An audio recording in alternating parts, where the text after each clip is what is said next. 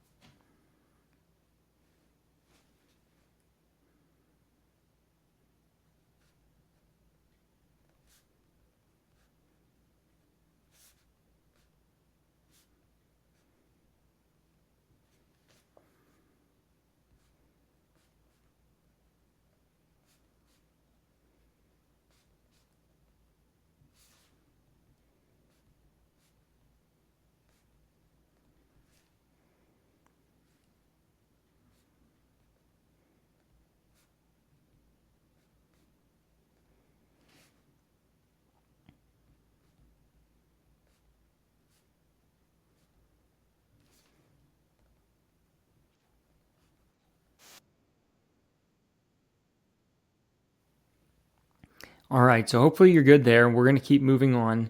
So what I want you to do next is that last question on your end of the week reflection. You have your number 1 goal for the week. And I'm going to set a timer for 1 minute. And during that minute, I want you to look over your goals for the month, which is earlier in the planner. You can look over your goals for the quarter, your goals for the year. I want you to look over your goals and identify what is your number 1 goal for the week. Ideally, I would have this something that's attached to your most impactful goal, which you broke down on pages, I want to say 26 and 27 of your planner. Yep, 27 and 28. So I'm going to set a timer for 1 minute, and I want you to identify your number one goal for this coming week.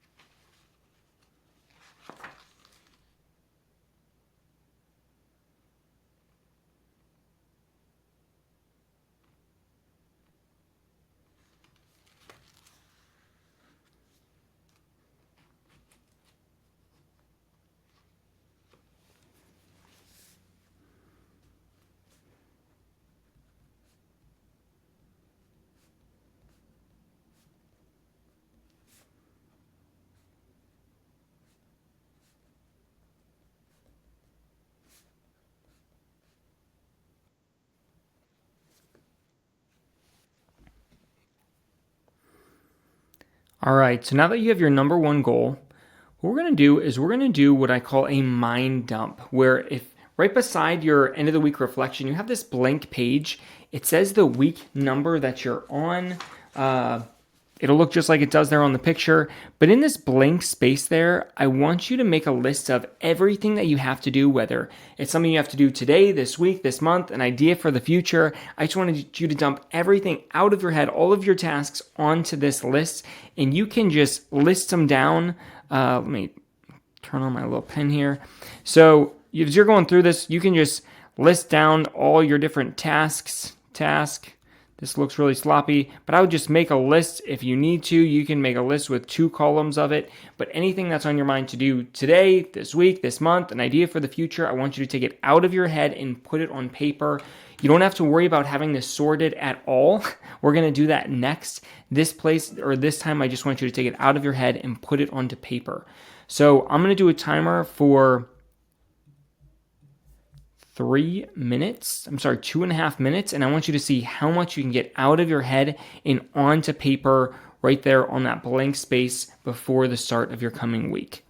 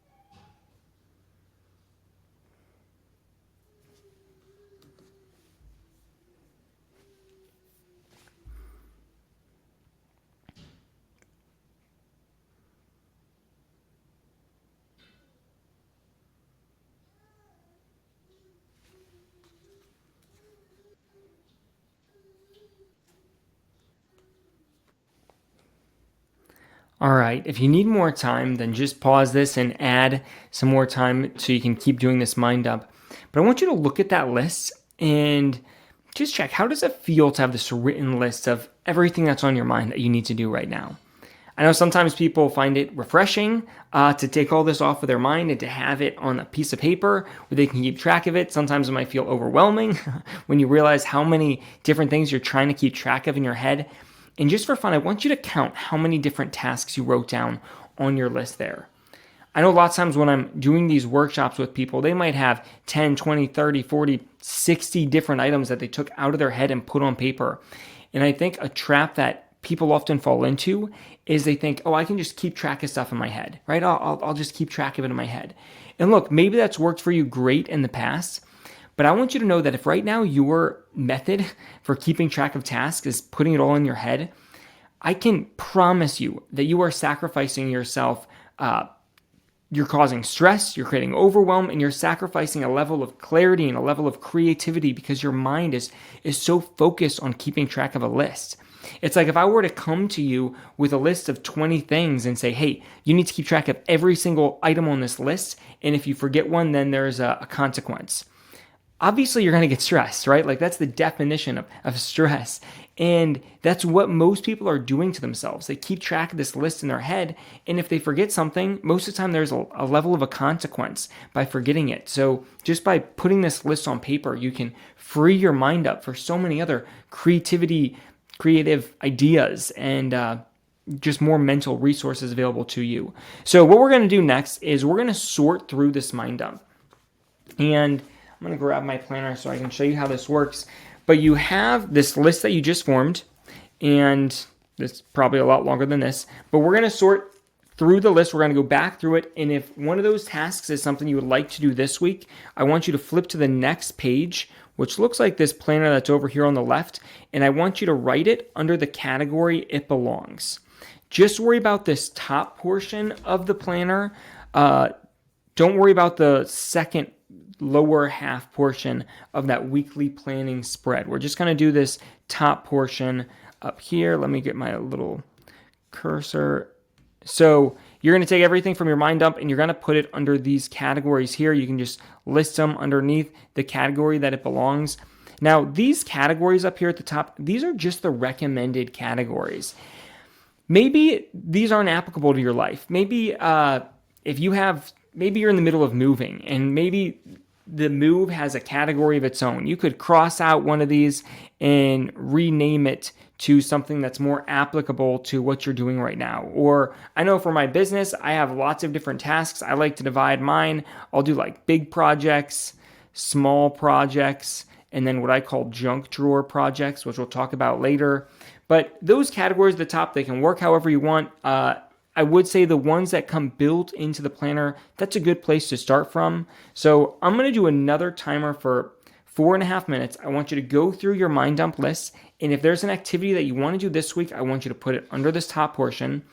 Now, if it can wait till next week, I want you to flip to the next mind dump page out. Like right now, if I'm on week 7 of my planner, if there's a task that can wait till the next week, I'm going to flip to my next mind dump page out and I'm going to put it on that mind dump page there. That way I don't have to worry about it this week.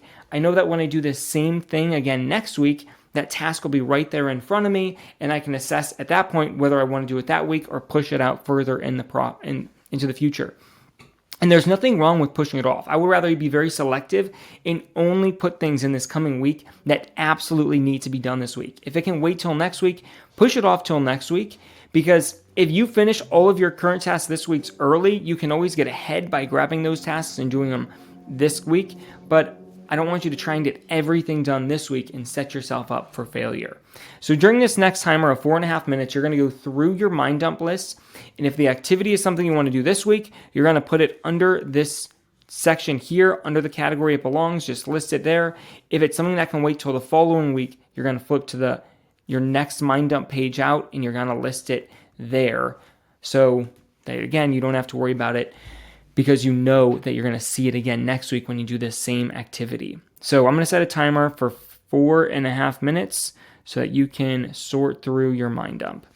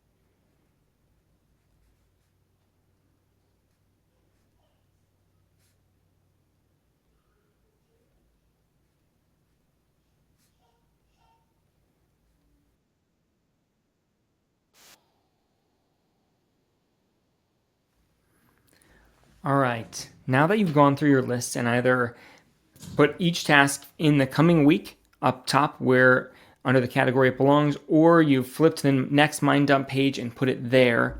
Now we're going to move on, and on this sheet of your weekly planning spread, we're now going to go look at this lower section where you have when I will accomplish it. Let me turn this on. So now we're going to talk about this lower section down here. That's really sloppy, but and I'm going to set a timer for 3.5 minutes, and I want you to go through and I want you to add all of your meetings for the week in here. Any meetings, appointments, and what I want you to do is if you have a meeting, let's say Tuesday morning, I normally like to draw a box around it. I draw a box, I put the time, and then I write what's going on there. If it's in the morning, I'll put it closer to the top of the day. If it's in the evening or afternoon, I'll put it closer to the bottom. But I want you to add all of your meetings and appointments in here for your entire week. And by doing this, you're going to get an idea of where your blank time blocks are, where your blank spots of time are, so that way you can start scheduling all your projects and tasks around these meetings. So I'll put a timer up here for 3.5 minutes, and I want you to add all of your scheduled meetings and appointments into the lower half of your weekly planning spread.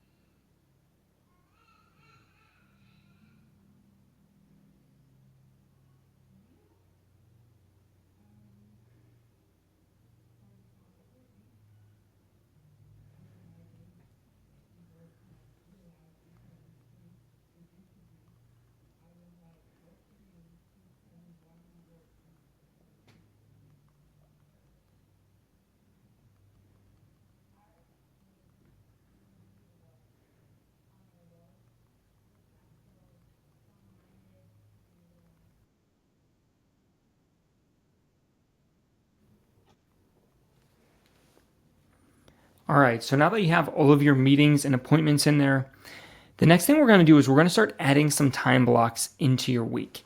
And there are 3 time blocks in particular that I think are really, really important to use. So the first is to block off your number 1 goal for the week. And real quick, before I get into these 3 different types of time blocks, basic idea of what a time block is you're blocking off a period of time in your calendar, just like if you had an appointment with somebody else, you're blocking off this appointment with yourself to do a very specific task or type of tasks. So earlier, you already decided what your number 1 goal for the week was. So one of the time blocks I want you to put in there is I want you to look at your week and I want you to block off, add a meeting with yourself to get that number 1 goal for the week done. Put it in there just like any other scheduled activity. The second type of time block that I think is really important is what I call a junk drawer time block. And basically what this is it's similar to the junk drawer you have somewhere in your house, where you probably have this junk drawer that you put all the little knick-knacky things that don't really have a place where they belong. You put them into this drawer. And our schedule needs something similar, where we have these little tasks that come up that aren't super high payoff, but they still need done. Maybe it's responding to an email, paying a bill, sending a text message, following up on a call, these little tasks. And I think if they don't have a space in your calendar where they belong, lots of times those little tasks can get in the way of you doing what's really most important. So I like to block off in my calendar what I call a junk drawer time block, where I get all these little things done. For me, I like to do a junk drawer time block right after lunch every day. I put a block of time where I turn on a timer for 40 to 60 minutes and I get all my little things for the day done. That way in the morning, I can focus on 100% on my projects. Then after lunch, I'll get all those little things done. I also know for myself, that's normally my least creative time of the day. So I get all these little things done and then I can clear the deck of those and then get back into my high payoff activities again in the afternoon. So I want you to look at your calendar and decide, when can you have these junk drawer time blocks where you can get these little things done for your week. I like to have that time block every day. Some people I work with, they'll do maybe an entire day once a week, or they'll maybe do like Tuesday afternoon and Thursday afternoon. But I think it's really, really important that you have these junk drawer time blocks in your calendar. Otherwise, those little activities, they're going to derail your week. So I want you to find where you want to put that in your week. And the third type of time block that I think is really good is what I call a buffer time block, where maybe you've had the experience where you've planned out your full week in advance, but then something new comes up or something takes longer than expected and it throws your whole plan off, right? Very likely to happen when you plan your full week out in advance like this. So because of that, I like to plan my buffer time where it's just empty space in my calendar, so that way I can still have time to adjust if new things come up. So for example, for me, I like to block off my Friday afternoon. I block it off, I just write buffer in there, and I leave it completely blank. And that way, if something new comes up or something takes longer than expected, it gives me a little bit of overflow time where I can rearrange my tasks for the week and get those things done on Friday afternoon. Now, this is critical for you to put in when you're planning your week. If you don't have any buffer time, it's overly optimistic to think it's all just going to go perfectly as planned. I have some clients I work with where they have buffer time every single day in their calendar because they know that if they plan 7 hours worth of activities, probably something new is going to pop up that's going to take up the rest of the full 8 hours of activity.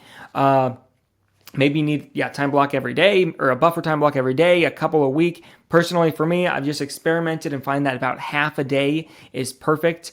And if nothing comes up and I finish my entire week in 4.5 days, I don't even need Friday afternoon. Lots of times I'll either take the rest of the day off, or I can start grabbing my tasks from next week and start getting ahead. So when I put these time blocks in my calendar, you don't have to do the same as me, but I normally do squares to represent a meeting or an appointment. I'll do a square, I'll write the time and the person of whoever I'm meeting with, and then I like to use little brackets for my time blocks. So if I had a buffer time block, I'll just put these little brackets in here and write buffer. That way, if things come up throughout the week, I can start to make a bullet list of things that I'll get done during that buffer time block. Or my little junk drawer time blocks, I'll have this, and then I'll make a list of tasks that are going to go in there. So what I want you to focus on right now, though, is you don't need to focus on actually planning out your activities. I just want you to put the layout of what your time blocks are going to look like. I want you to go block off where you want your number one goal for the week. I want you to draw in a couple junk drawer time blocks, which all it might be is just drawing some brackets in like this for when your junk drawers are going to be. And I want you to add your buffer time block in there. So that way we start to have this layout that you can start plugging your different tasks and activities into. So I'm going to start a timer right now for 1 minute, and I want you to add these time blocks into your week.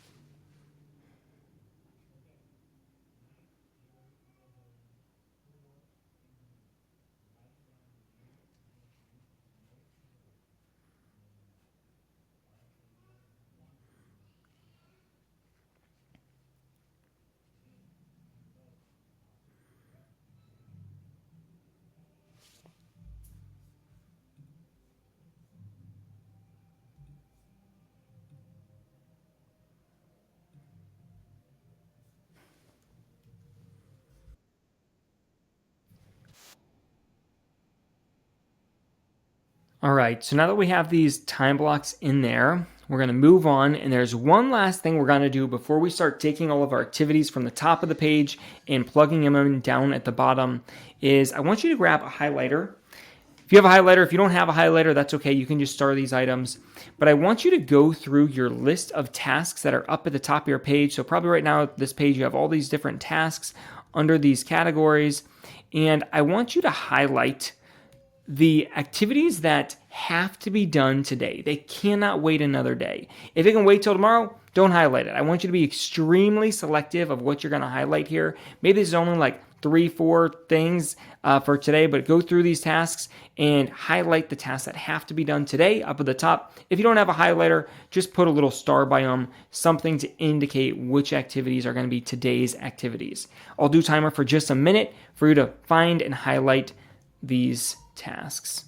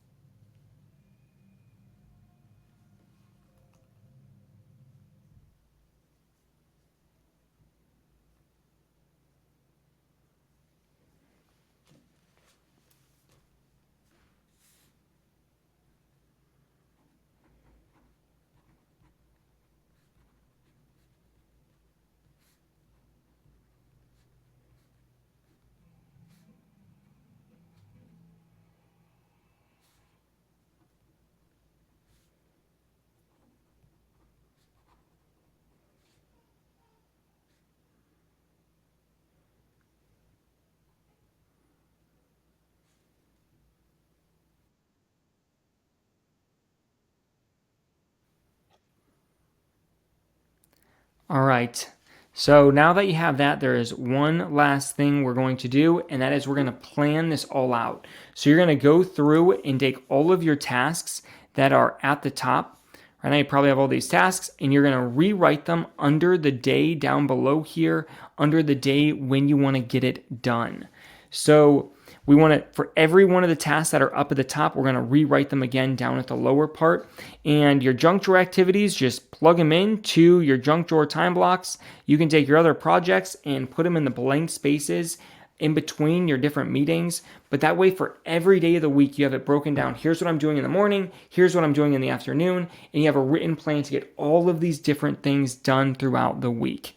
Now, I'm going to challenge you to only take the highlighted things and put them into today's Monday's time block. All right, I think a trap people can fall into when they're planning out their week is they start going through all these activities and they think, oh, I can do that today. I'll do that today. Oh, I can get that done today. And then they end up with this list of 12 things to do on Monday and they can't. And then they're behind and it's only Tuesday. So easy way to prevent that is I only want you to schedule the highlighted activities into Monday's day. I want you to take all of your other activities from up here and put them into the other days of the week. So I'm going to do a timer for 4.5 minutes, take all of your activities from the top of this page here and rewrite them again under the day when you're going to get it done. Put it closer to the top if it's going to be in the morning, closer to the bottom if it's going to be towards the afternoon. I normally have my ideal day, if I had no meetings, I would have a time block in the morning, my junk drawer time block right after lunch, and then a time block in the afternoon. And normally I would have some sort of project in the morning, all my junk drawer activities, and then a project in the afternoon. As you're going through this, I would also try and batch your activities. Like if you have a whole bunch of tasks that you need to do that have a specific theme that they are all share. Like maybe I have a bunch of different tasks that I need to do for my website. I would try and batch that. So I might have a time block for just my website, and I'm going to list all my website tasks so that way I can get a little more efficient when I'm doing that. I can knock those all out before I move on to another project. So I'll do a timer for 4.5 minutes, take everything from up top, put it down below, try and make your highlighted things the only things you do today, and fit all of the other tasks into the other days of the week. You can do this.